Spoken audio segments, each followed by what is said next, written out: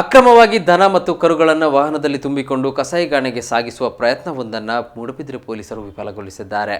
ಮೂಡುಕೋಣಾಜೆ ಗ್ರಾಮದ ಕುಕ್ಕುದ ಕಟ್ಟೆಯಲ್ಲಿ ಮಂಗಳವಾರ ನಸುಕಿನ ಜಾವ ಗೋವುಗಳನ್ನು ಅಕ್ರಮವಾಗಿ ಸಾಗಾಟ ಮಾಡುತ್ತಿದ್ದ ಇಬ್ಬರನ್ನು ಬಂಧಿಸಿ 2 ಹಸು ಹಾಗೂ 2 ಕರುಗಳನ್ನು ರಕ್ಷಿಸಿದ್ದಾರೆ.